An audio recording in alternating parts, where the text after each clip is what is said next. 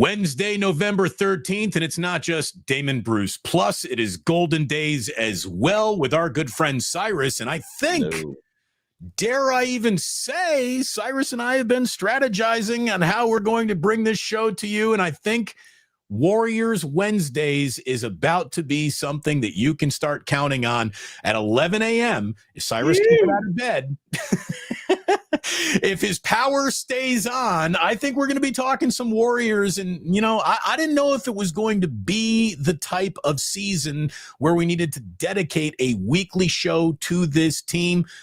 But Cyrus, apparently, that's what we got. We got a team that matters back here in the Bay Area. And after a couple seasons of feeling a little lost in the woods, this is good. This is good. And last night was a hell of a game. How are you, brother? I'm doing great, brother. And I hope you're doing well as well. Sorry to be redundant there. But yeah, it was a hell of a game. The Warriors are a hell of a team. Goes to show that the preseason does matter to a certain extent, because the preseason did reveal that there's something special here. The good vibes were starting to show as far back as Hawaii, which, a side note, was a very subtle yet brilliant move on the Kerr administration part. And dude, this team is gelling. The depth is reminiscent of the old days. I am officially on board with calling them a contender. I'm not predicting a title like per se. Like there's still a lot of tests that we need to see this team pass, but they're so far so damn good. I consider them in the elite of the NBA. I don't know about you, where you see them currently, but they're elite, dude. They are for real, and they're in the discussion for a fifth championship for Kerr, Dre, and Mr. Stephen Curry.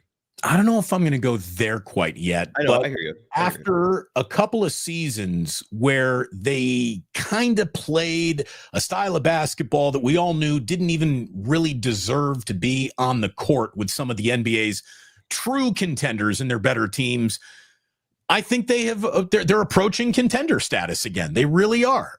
They can stay on the court with teams that have established themselves as contenders. And on a night where they shoot well, they're back to being able to beat anybody. And they're doing that through less sloppy play and a little bit more defense, which is something that you and I have been talking about for well over a year. Just a little bit more cleaning up the mess and a little bit more defensive effort and presence is going to go a really long way for a team that either doesn't outscore the league quite like it used to, or the entire league is now playing the style of basketball that you were accustomed to. So now everybody scores 118 points a night. Are you going to play any defense? And the Warriors have said, yeah, we're going to play some defense this year.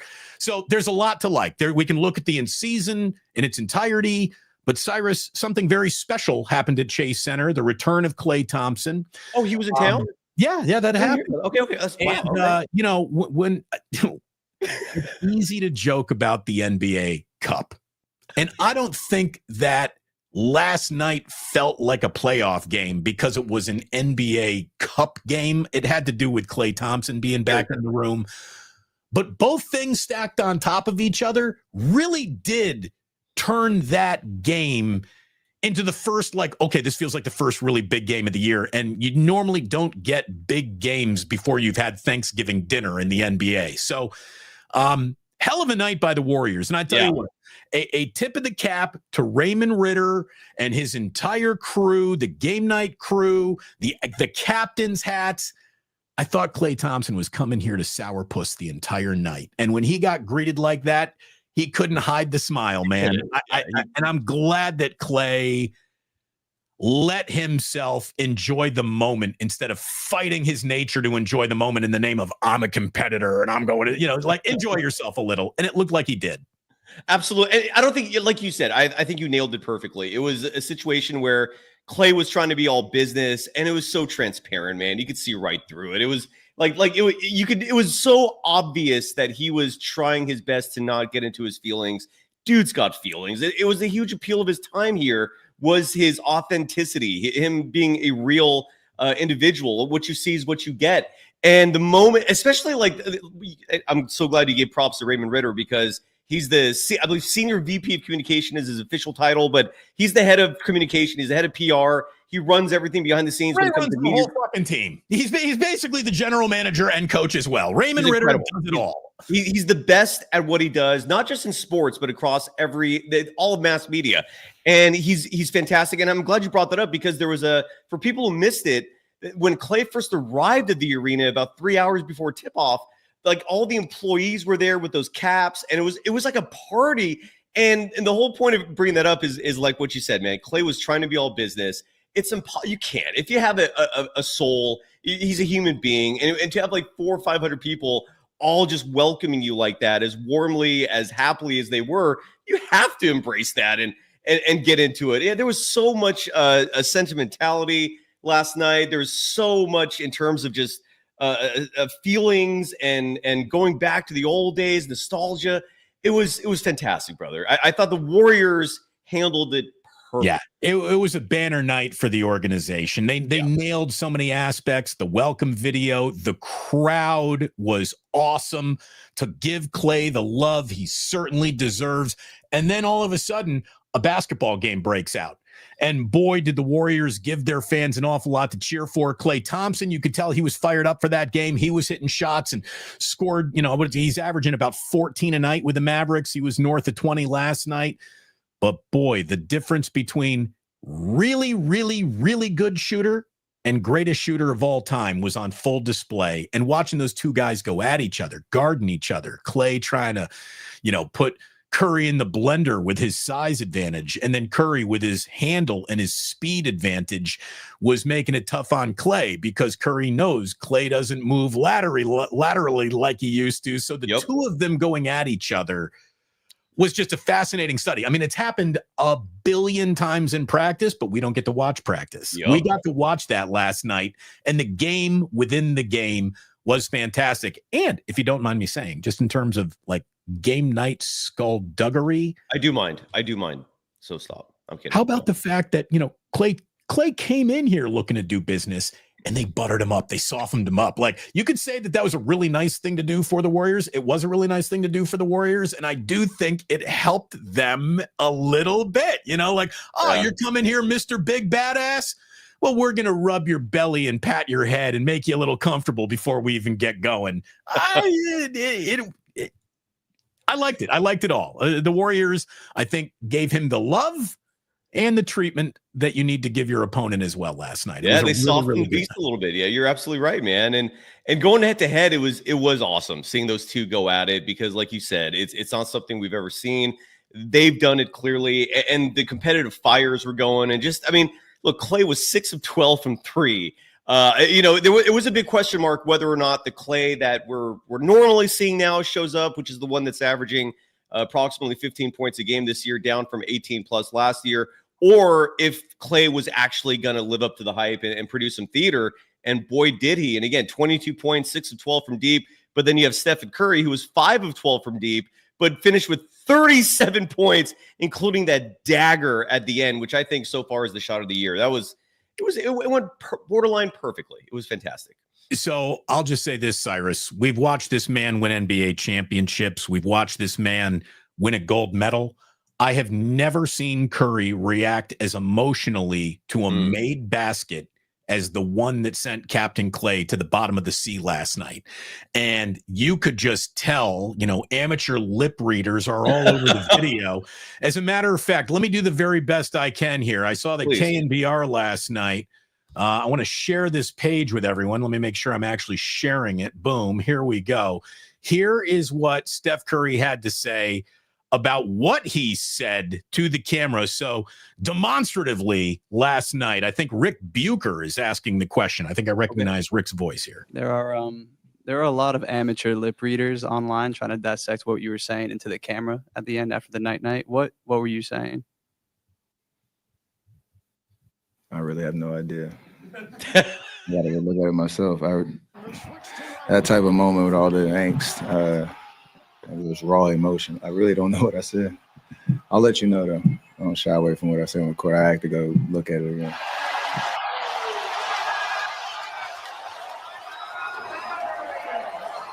There are I know what he said at the end there, Cyrus. He said, "Ah." Yeah, that part's obvious. Yes, That part was we know pretty for sure. Here's the thing. I don't have the exact transcript, but what he basically said is, this is my fucking house, and if you are dumb enough to attach your career with me and then detach it from me, you're going to the loss column. I have a feeling that was a little bit for Klay Thompson. That was a little bit for Kevin Durant. There was a little bit for others who have come and gone. I am the sun, the moon, and the stars is basically what Steph Curry was saying last night. Whatever he was saying, whether it was a comment that was subtly, maybe indirectly at Klay, because again, some lip readers think that he was talking about, he made some reference to how dare you leave my house kind of thing, like nobody leaves my house. And again, Steph handled that as well as he could in the post game by saying, "I'll let you know if I remember." Right. Well, the check's in the mail. I'm sure that's coming. But in reality, look, the emotions were on display, like you said. This might have meant more to Steph than the Olympics, like you said. And you might be right. I don't think you're saying that facetiously. I think that is a solid point. It meant a lot to Steph.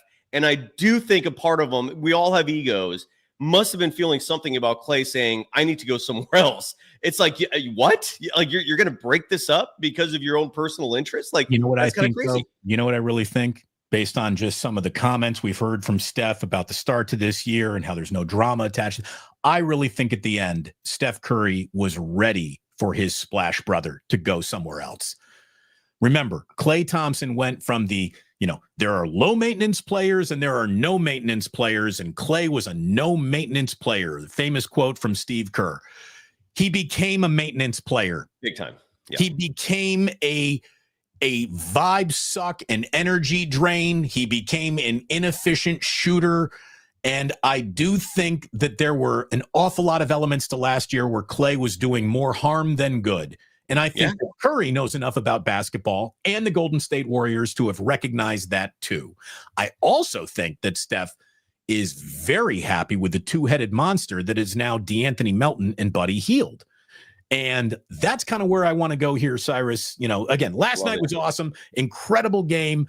It feels like this rotation, which again is, do you have a rotation when your rotation is, we play everybody? I mean, I don't even know if there's a rotation. But it sounds like Steve Kerr has said he wants Melton in this starting five because it allows, a defensive presence along with the offensive presence and somebody who can just kind of wear beige and blend the two-way player. And then Buddy Hield comes off the bench to bomb it away. And I know Buddy didn't have a great game last night, but this is a guy who was born to be a Golden State Warrior, and they're doing a great job hiding him defensively. And obviously Melton stands out defensively. So you kind of need to hide Steph a little defensively too. I understand why Kerr wants Melton and Curry as a starting. Oh yeah, absolutely. To me, it's a far superior option than what they had with Jordan Poole in 21-22 for the simple reason that Melton is playing defense, right? We didn't get that with Jordan Poole, even though Poole did have a fantastic year 3 years back. You're 100% right. He's found his starting shooting guard. Kerr has not been shy about communicating how happy he is with this current starting five. And just adding to that, the theme that the Warriors didn't have Kyle Anderson last night, excuse me, who's been pivotal for this start, because not just because of the obvious things like the fact that he plays defense, he has a high basketball IQ, even though he's slow-mo, he gets things done, but he handles the point. And that is clearly like an emphasis of Kerr's that when it comes to priorities is about as high as he gets for Kerr. He loves his ball handlers. He loves people that he can be comfortable with running the offense out there. I think it's a huge reason why we're seeing these Brandon Podziemski minutes, even when he's struggling like he has been. And so anyway, so Kyle Anderson, even though he wasn't there, and I think that made a small difference given he's been such a important piece as that ball handler, in addition to being Draymond Green's primary backup at the 4. Like Kerr seems to like having a Looney and Kyle Anderson as his front court coming off the bench. But the depth of this team is absurd. I mean, I've been saying this since the preseason. This is the deepest team in the NBA, and the depth is resulting in this dominance. Again, we've seen it before. That's why, I feel great about this team. It's why I'm saying at this point in time, this is officially a contender for a few reasons. One is the depth, which is awesome, right? And Melton being a starting 2 is a huge part of that because your bench is that much better. I mean, Buddy Hield is a bench piece. Kaminga is a bench piece. Moody is a bench piece. Podziemski, bench. I mean, I could go on and on with this, right? I mean, Kyle Anderson, Lindy Waters is not even getting minutes, and he should be getting minutes. That's how, even last night, that's how deep this team is. But so the depth of it is showing me that this is reminiscent of teams that have done this before. But Damon, the other part of this, which not enough people I think are focusing on, and it was a huge reason why I was one of the only individuals back in summer and August of 2021 predicting that the Warriors were going to win the whole thing. I'm not as confident here yet. I'm not going that far yet, but it's the landscape, Damon. And this is where I'd love to get your insights on this. In 2021, 2022, that was a year where you look at the rest of the NBA and there was no dominance of bigs, meaning like the center position was not the predominant force in the NBA. And when that happens, it opens a huge door for this Warriors team that traditionally does not like to play centers a lot of minutes. And we saw that again last night with Trace Jackson Davis, who I thought should have played almost double the minutes he got. He was a force, dude. Like when you look at the Warriors were trailing at the half, I think it was a very close game, but the third quarter they pulled away largely because of Trace Jackson Davis owning that paint and makes some huge buckets. So we could talk about that in a little bit, but bigger picture, Damon, and this is where I'm curious to know what you think, is the rest of the NBA landscape. Some years it's about the bigs. Some years you have Jokic and Embiid running the whole show. Giannis is the centerpiece of a Bucks team that's deep. But then there are years like this year where Giannis' squad sucks ass, where Jokic's squad sucks borderline ass. They're winning because he is that amazing, but the depth of that team is very reminiscent of 2021, 2022. Embiid's team is a pretender. They're in the East. They might show up somewhere, but the Warriors don't have to deal with that. So the point is, I mean, you look at the landscape. Season's underway, like Embiid and Paul George are not playing back to back. Incredible. They're done. Like the Sixers, although in the East, this is how pathetic the East is. The Sixers, as bad as they are, I think are just a game and a half out of the play-in right now. So that's why there's no panic buttons being pressed there, is because the East is that bad. But my point is, you look at the West. I still want to see the Warriors beat the Lakers. I still want to see the Warriors beat the Timberwolves. I still want to see how the Warriors look against the Nuggets, because the Nuggets have had their number for 2+ years now. But when I see the landscape and when I see this Warriors team, what they're doing to elite teams, they just finished 3-1 in a 4-game stretch that many thought was the hardest in recent NBA history. I don't know how you cannot look at this team and think to yourself, they can make some noise this year. Your thoughts, sir? The only thing that I'm worried about is the Warriors are doing something that goes against the natural order of how basketball teams actually function. Every single person seems to be totally bought in right now. The person that I'm worried the most to kind of start sourpussing the year away is Jonathan Kuminga, and he hasn't yet. Good on him. Sign of maturity. Happy to see that. But how long can Steve Kerr continue to pull a lever that only gets pulled in the YMCA, where everybody gets to play? You know, this is not how professional basketball teams function or operate. And, you know, do they legitimately have a zig while the rest of the NBA is zagging? And this is their difference. This is the, you know, the untapped potential that they're into. You know, it feels like they discovered the 3-point shot before the rest of the league. Have they discovered the concept of, let's call it, absurd death? And, you know, all of a sudden the NBA is going to try to be copycatting this, because we know the entire, all professional sports are kind of copycat leagues. If we see other teams trying to go out and do this, we'll know that maybe the Warriors are onto something. Or maybe it's just something that they can pull off because Steve Kerr really is like a master communicator, and Mike Dunleavy has given him so many different tools in his tool belt. He can't quite figure out which one to use yet or how to use it all. So he's just throwing a lot of ideas to see what sticks. And eventually the year is going to play out in a more natural pecking order. I don't think that the Warriors we're watching here in November are going to be the same team that we're watching in March. Maybe. Right? Maybe. Where I'll push back on that is you look at 2014-15, you look at 21-22 Warriors, right? These two teams that also had tremendous depth. They did not have issues in the postseason where you really see rotations narrow down. We're usually down to 7-8 players. even in those years, think back to the last championship in that Celtics series. GP2 was like the 12th guy off the bench for that team, and he was getting real minutes in the postseason. You can make it work. And when the Warriors have not had Kevin Durant, which represented a very top-heavy team that was going traditional in the sense that you're talking about with these smaller rotations, when they're not that top-heavy. And you forgot to mention Joe Lacob, who I think should be getting more and more credit as one of the best owners in all of sports, man. I mean, this dynasty is still going. Oh, wait, a couple months ago, you were not on Team Joe Lacob, and you said No. That was not me. I don't know who you're mistaking me with someone else. I've always been a Joe Lacob fan for the simple reason that he's far from perfect. Yes, he can be arrogant. Yes, the light years thing was a bit audacious, but he's committed to constantly winning. He does not sit on his laurels. He's got Eddie D vibes, man. His former players are welcome back, and they're in the building. Some of them are working for the team. I'm falling in love with this guy, man. I'm starting to tell a Dub Nation, be grateful that you have an owner. And Peter Gruber deserves some credit as well, even though he's the silent partner. He did make Batman with the Michael Keaton Batman. That was him, man. People forget that. His name's on the credits. He wasn't just putting money into that. He was behind Batman, the Michael Keaton version. That's Peter Gruber. The point is, he's Tango in Cash. We don't have Tango in Cash without Peter Gruber. And the point is, greatest contributions to cinema. It's incredible. Yeah, absolutely, dude. Yes. The part of America that is of its absolute cultural fabric is all those awesome 80s movies. But yeah, Joel, the point is that this Warriors dynasty is still going strong.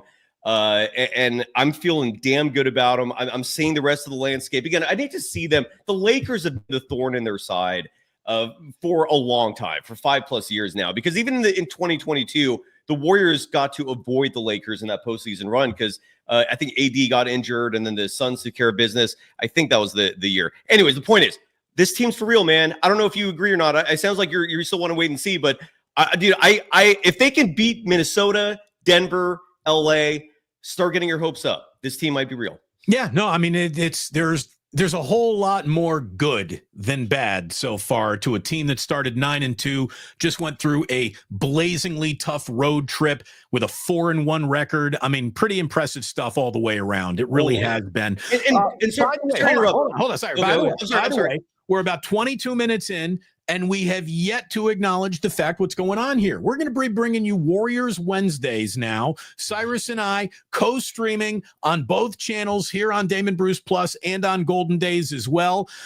We see I Have No Enemies, Bloomer Wave Vibes. Say, Cyrus, Good to see you close to 3,000 subs. Fantastic. Yeah. Go ahead, hit like and subscribe no matter where you're watching. We got someone watching your channel from Poland. Gregor Kolowski says, I just got news from my daughter that Golden Days is live. Cheers from Poland. Hell yeah, Poland in the house.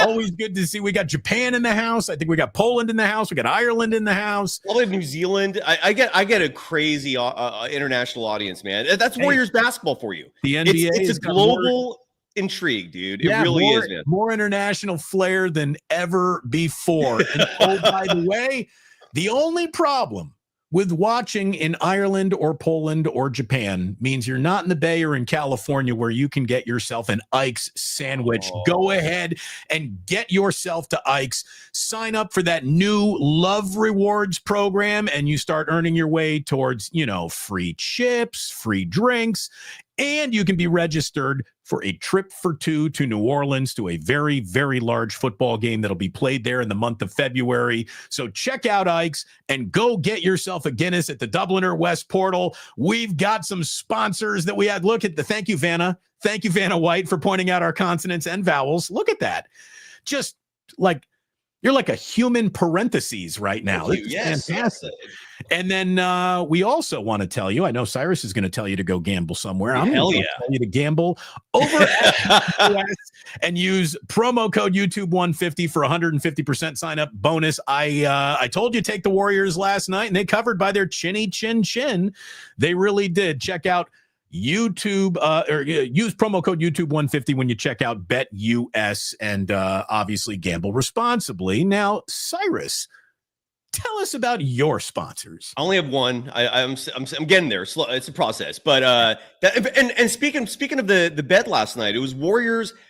My sponsor, Bet Online, who I'm going to give some love to here in just a second. They had the Warriors at -3. If you're telling me that you recommended your audience to bet on the Warriors and they won, did you get it at -2.5? 2.5. Oh, you lucky SOB. Congratulations. Yeah, my audience pushed because if they had -3, I guess it depends on who you're betting with. But regardless, I hope you won last night.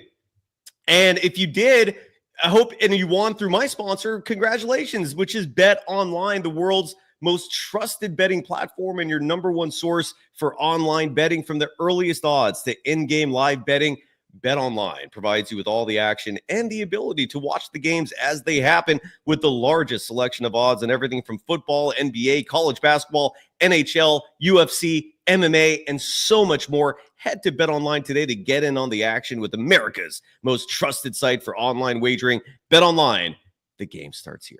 There you go. There you go. Got to take care of the sponsors. They take care of us. Thanks to watching. Everyone watching across both channels, we appreciate it very, very much. Like and subscribe, if you would, please. Hit notify and be there whenever we go live here on what will be known as Warriors Wednesdays. Yeah, hell yeah. Love it. So my only real complaint of what I've been seeing in the last couple of games, again, it's hard to complain about things when you're winning.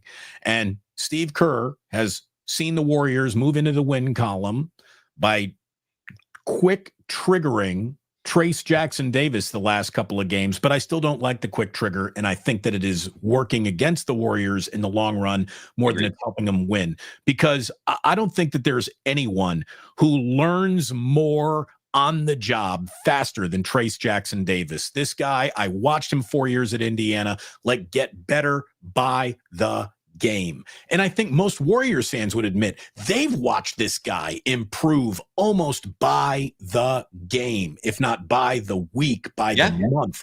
There is a ticking upwards of this man's comfort level, his skill level, his just adaptive level to NBA speed and rim protection and weak side helping with Draymond. By the way, Draymond's been on fire too. Maybe the most underreported aspect of this year so far has been how locked in and focused Draymond Green has really been. I don't want to see quick triggers for Trace. He needs to be at 25 minutes a night going forward. He really does. It'll pay off in the game you lose today will win you 2 more games tomorrow because Trace Jackson-Davis learns quickly on the job. Yeah, and that stuck out to me a lot last night because, again, the third quarter, and I forgot to talk about Kaminga. We'll do that in a second. But Trace Jackson-Davis, to me, is holding his own. He as a solid NBA center who is, we have no idea what his ceiling is. That's been a huge discussion with Kaminga and Moody. Like, what are their ceilings? What can they be? We don't, and same with Podziemski to a certain extent, but we rarely hear that talking point applied to Trace Jackson-Davis, and it should, because he looks like night and day a player in terms of improvement from a year ago, where he now has a spin move, he now has a hook shot, he's backing people up in the post, he's looking for people in the post to pass the ball to set them up. He's getting lobs routinely for monster slams. I think that, and last night was a big test in terms of an opposition with bigs, in terms of, no pun intended, in terms of a Daniel Gafford. PJ Washington was out, but that meant even more minutes for Derek Lively. And I thought we could have used more Trace Jackson-Davis minutes. This team trailed 112-105 with 3 minutes and change to play. They were very much in danger of losing this game. Stephen Curry scored the final 12 points. He deserves all the credit in the world for his 37-point performance last night. The reason why I bring that up is because I don't think it should have been that close. I think if Trace Jackson-Davis, instead of playing 14 minutes and change, played 20 minutes and change, 25 minutes and change, this would not have been as close as it would have been, because a huge reason that Dallas kept this as close as they did is because of that inside presence. Gafford was getting his own. Lively was getting his own. They were driving to the bucket. Luka Doncic was scoring at will because he did not oftentimes have a rim protector to deal with when he got inside. And those are the things that Trace Jackson-Davis provides. I'm with you, man. I wish he got more minutes, and I hope that's something we see progress as the season goes along. It bums me out when I see that quick leash for Trace Jackson-Davis, and I wish he got more minutes, man. I'm with you.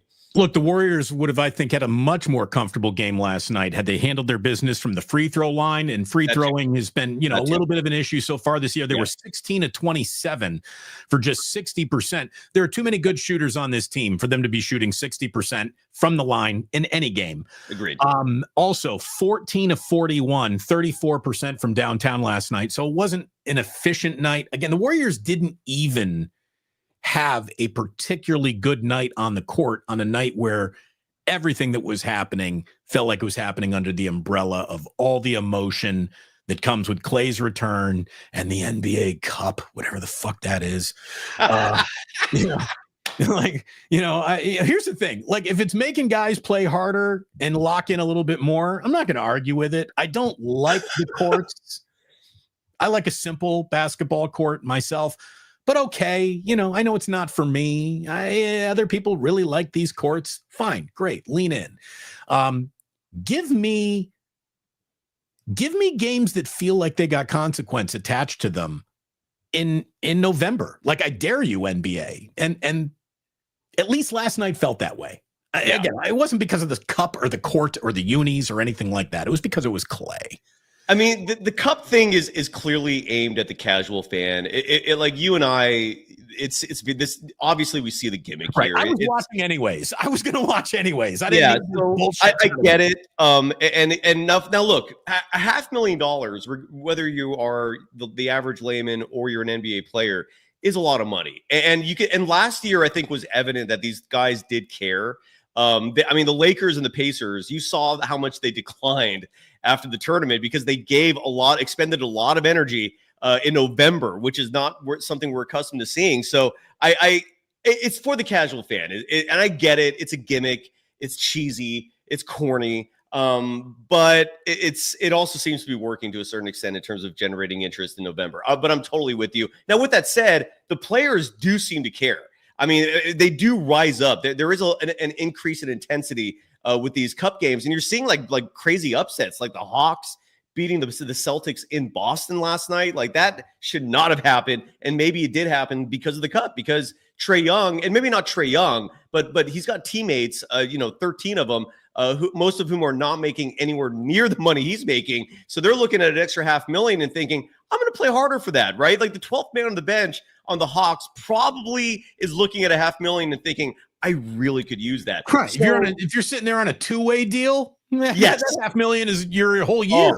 It's huge. Yeah. So it depends on who you ask, but I'm totally with you, man. It is corny and cheesy. In the courts, it doesn't do anything for me, but I could see the casual fan being into it.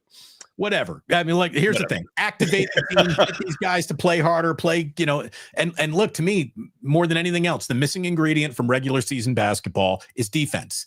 That's why the games become boring. When you have legitimate defensive efforts, it just raises the quality of everybody's game on the court. And to me, it's just, give me as much defense in a basketball game as you can throw at me, please. Yeah. And I want to talk about Jonathan Kaminga here, Cyrus. Please. Yes. So if I were Jonathan Kaminga's agent, I would tell him, you might have gotten that max deal if you just rebounded more. I want to see this guy attack the glass more. And if Kuminga is anywhere around 7-8 rebounds a night, he's a $200 million a year player. At this age, with these offensive downhill skills that he has, he is a freight train when he's going to the rack. I wish he'd pass up a few more shots, but again, it feels like he's starting to hit those too. There's an awful lot to like about Kuminga, but yes. How does he best serve the Warriors? Because I do think, the whole, how much do you really want to continue to chase a championship for Steph at this point in time in his career? Well, Steph has given every single indicator that chasing a championship with me is a still really, really good idea. I'm still chasing them. You should be too. So how does Kaminga best serve the Warriors? As a player they use and develop and excel with, or as a player that they trade to bring in the missing piece, and Kaminga is interesting enough to maybe be that player? How does he best serve the Warriors this year? Well, the Kaminga topic is obviously fascinating and interesting for a lot of reasons. You brought up the whether you brought up earlier whether or not he could be a potential disruption, whether or not he's going to care about the minutes. You know, he got benched. Like last year when he complained and it through his agent, right? His agent's the one that's really like doing all this, and he's the proxy here. And but it's important to remember the timing of the complaint last year. Like Kaminga complained about his playing time a day after the team blew that huge, what was it, like a 20-point lead to the Nuggets that they had at the half. Yeah. Because Kuminga didn't play at all in the second half. And Kerr was stubbornly stuck with the veterans that a year earlier had the best net rating of any starting five. But last year, it wasn't the same. Wiggins clearly was going through something. He was in a decline.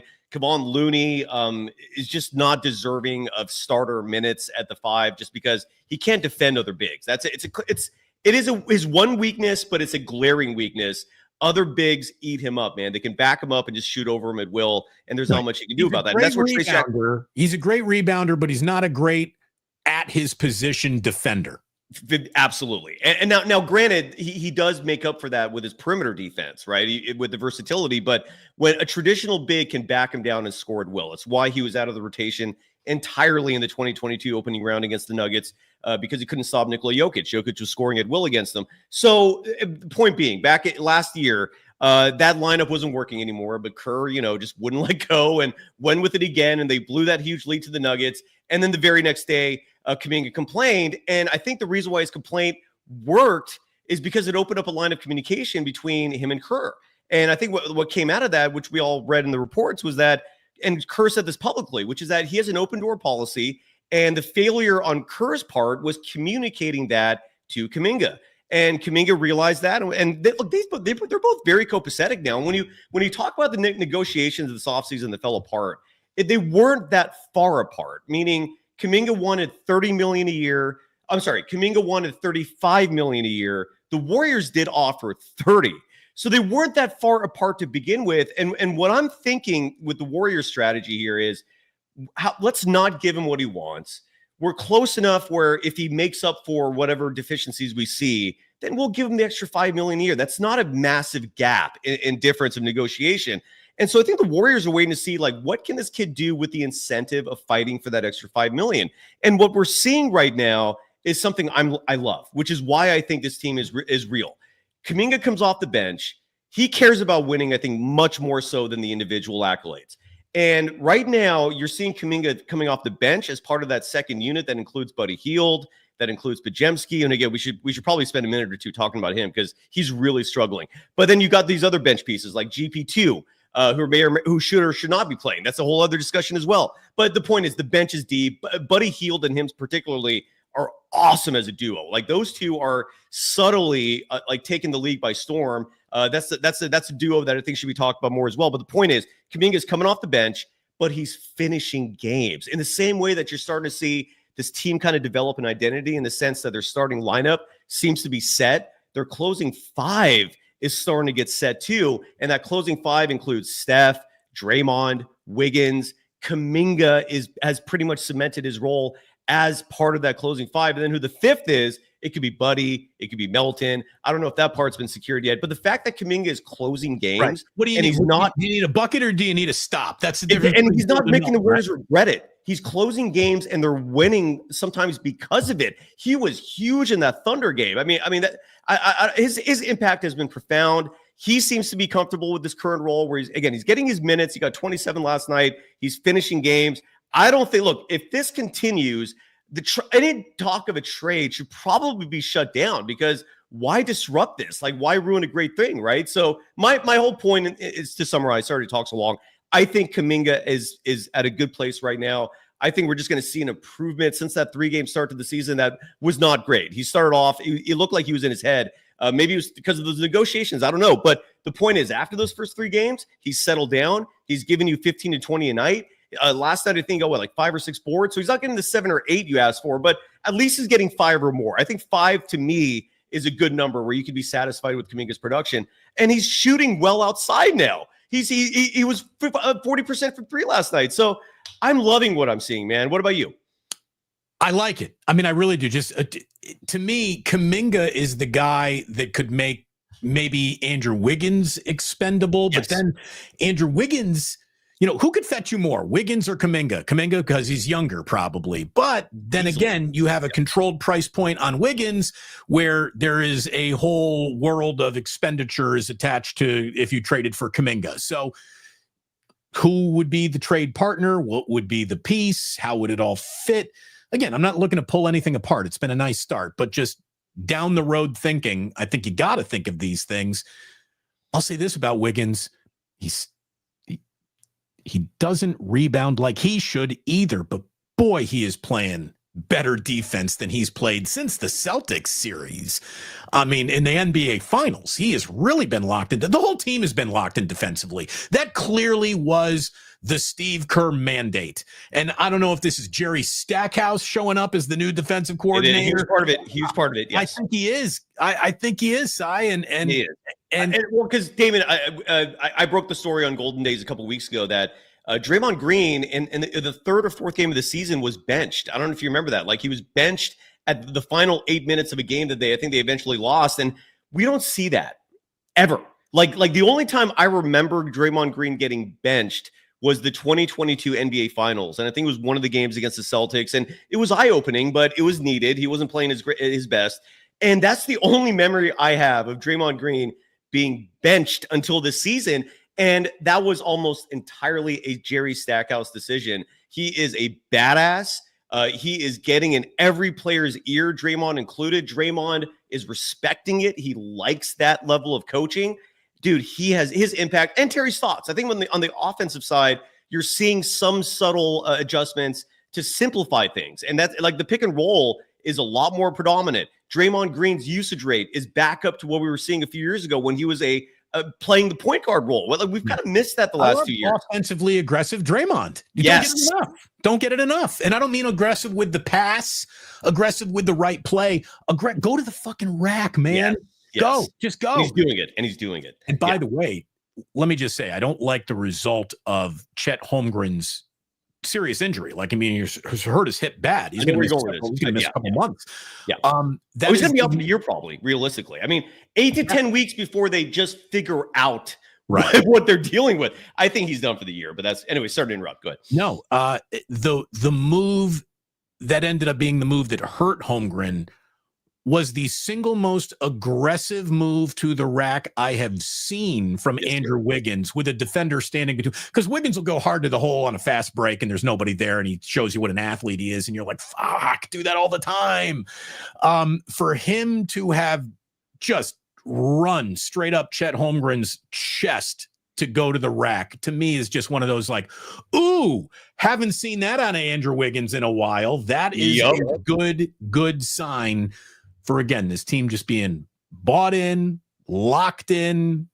It's looking pretty damn good so far. And I'm glad you brought that up, dude, because I've been saying that as well. The Wiggins we're seeing this year, even though the rebounding numbers, even in the 2022 season, you didn't see it statistically really stick out until the postseason when he suddenly started rebounding, grabbing 8-9 boards a game. And he wasn't doing that during the regular season, but we were seeing that tenacity that we're seeing now. I brought up that point as well. I'm so glad you did too, that the Chet Holmgren injury, what stuck out to me, I mean, besides the horrific nature of it, I mean, a broken hip, I don't wish that on anybody. I never wish injury on anybody ever. I just don't think I think you're a scumbag if you're wishing people to get hurt. Yeah, who is that person? They're out there. But my point is, just to echo your sentiments, because I've been saying that as well. What stuck out to me on that play was Wiggins went up there with force, dude. And he's looking like the guy who was scaring people when he'd attack the rim, who was in the inside getting second and third opportunities for putbacks. Like, even though last night, for example, like you said, his rebounding numbers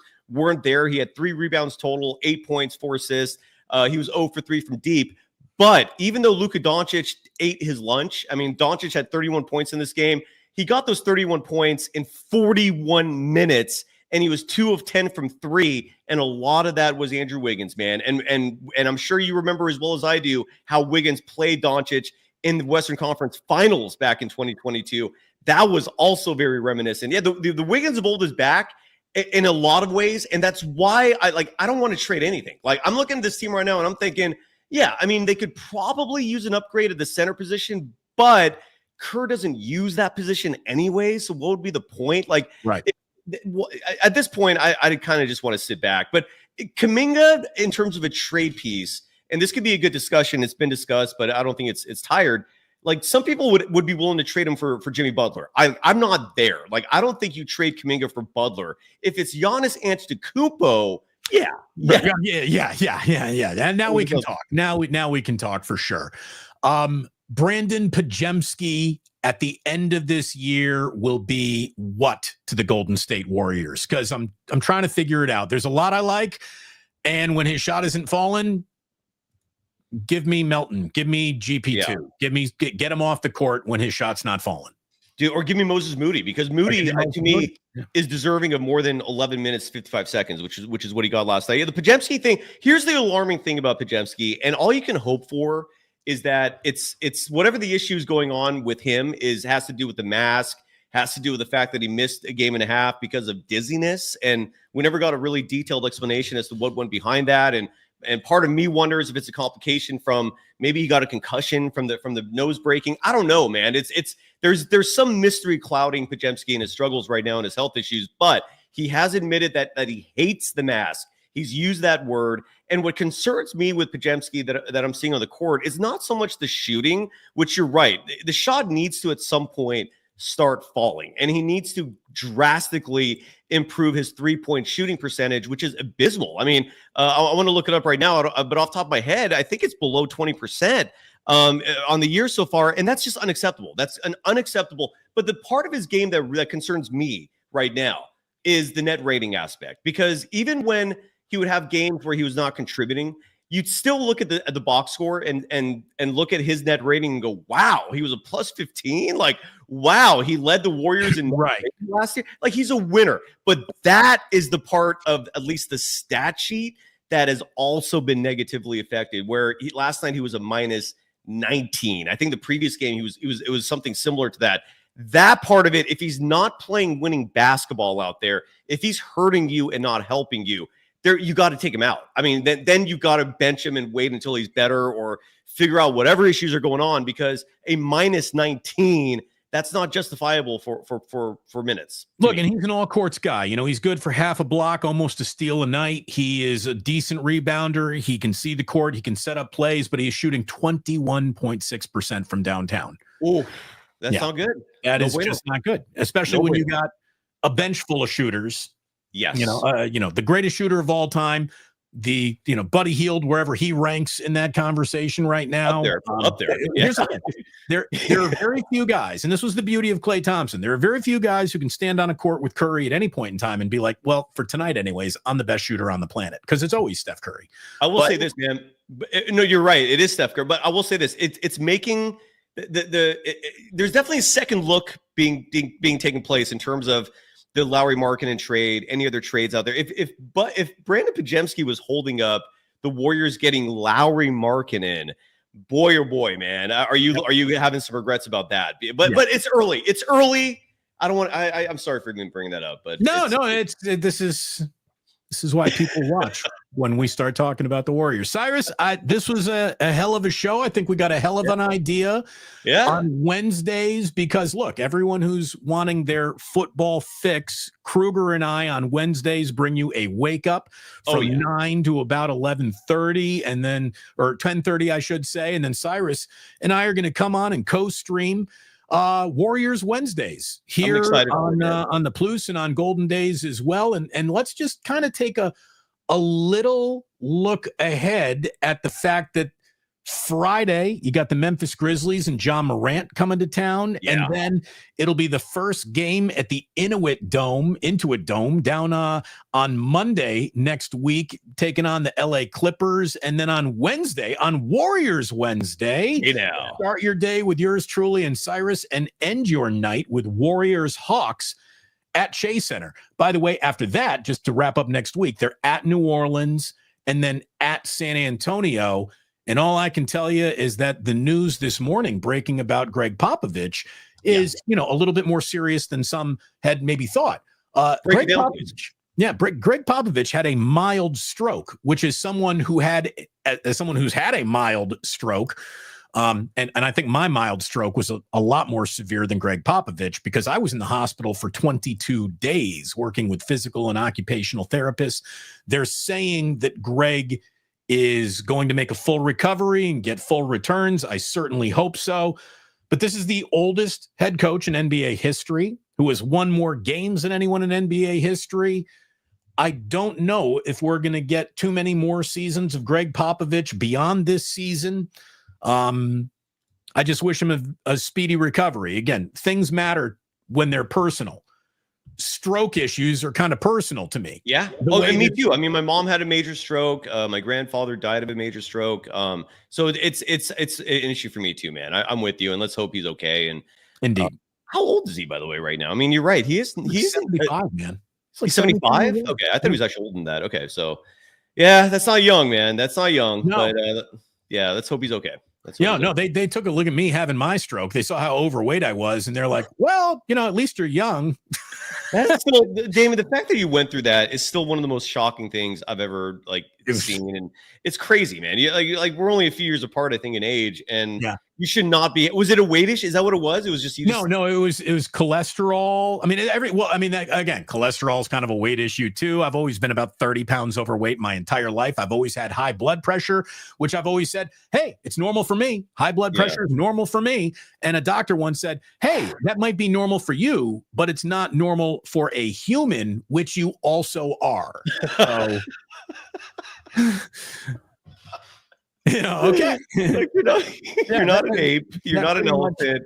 You're a human. Right. Let's get. Yeah. And you're having an honest conversation with a doctor when they're like, all right, so, what kind of partying do you do? What kind of fun that you have? And the biggest piece of advice I walked away from the stroke with was stop eating fast food. Don't chew any more tobacco, and put down the 6-foot graphics bong. Like, you don't need a bong anymore. No more bong rips. You should just be back to a joint or a bowl. Calm down there. What's the bad thing about the bong? I mean, is it the smoke in your lungs? Extra? Smoke in your lungs is not good for your circulatory system, and a stroke is your circulatory system failing you. So. Oh, that sucks. Well, yeah, and let's hope Popovich is okay. I mean, that is serious, man. It is very serious business. I'm glad you came out of it 100%, because some people have strokes and they have like permanent scars from that, like with I got lucky, man. I got lucky. So I'm happy you're 100%. I remember when that happened, man. We were worried about you, dude. That was crazy news. And let's hope Popovich is okay. And on a more positive note, thanks again to the audience as always. Like just to follow up on that international tip, like we had people coming to us in the chat from India after you first brought that up. I think we talked about New Zealand. We saw there was someone where it was way back up from earlier. But the point is, it's just crazy to me that there's people all over the world. Poland, you mentioned earlier. I think we had in Ireland. We had in Scotland. I don't know. There's a lot of places, man. It was way earlier. So thank you to everyone for joining us. And again, I'm really excited, Damon, that you and I every Wednesday are going to be hosting Warriors Wednesdays. And oh, by the way, coming on in, we break for super chats. Coast to Coast says, I'm sorry, Larry. $20. I'm sorry, Larry. TJD, too slow, no hops, easily bullied. Okay, first of all, he's got hops. What are you talking about? If Looney can get himself in shape, I don't think he could. He's also too limited to move, two-handed dunk. These are just the facts. I'm just telling you right now, whatever player you're looking at and evaluating is not good enough in TJD right now, give him 10 more games and he'll be better. I agree, man. I'm totally with you. TJD needs to get more. So what is Coast to Coast trying to say here? Because if you're donating $19.99, I want to give you your money's worth. What are they trying to argue here? Like, what was I don't know. I think he called us Larry, first of all. So, yeah, that is Larry. Weird too. Yeah, who's Larry? There is no Larry here today. Anyways, we do thank you very much, Coast to Coast. And I'm just telling you right now, the day you decide to start giving up or less is more with TJD, you're on the wrong path, man. That guy is a basketball player. Let him play basketball. Here's what he's not. He's not a shooter. You don't need another shooter. Well, and neither is Looney. I mean, I think with Coast to Coast. Oh, see, now Coast to Coast said I meant Bruce. He apologized. But I think what he's advocating for is that Kevon Looney deserves minutes over Trace Jackson Davis, and I don't get that. I mean, look, Looney can't shoot either. Looney has a mid-range shot. I'll give him that. but he can't drain threes, and neither can Trayce Jackson-Davis. And again, this is not, I don't like criticizing Looney. I mean, what he's done for this team, his contributions, who he is as a person, he's an awesome individual. But this is strictly a basketball conversation, and Trayce Jackson-Davis just produces better results. It's just he gives you more defensively. He gives you easier buckets offensively. He led this team last year as a rookie in field goal percentage, which is important. That is what bigs are supposed to do.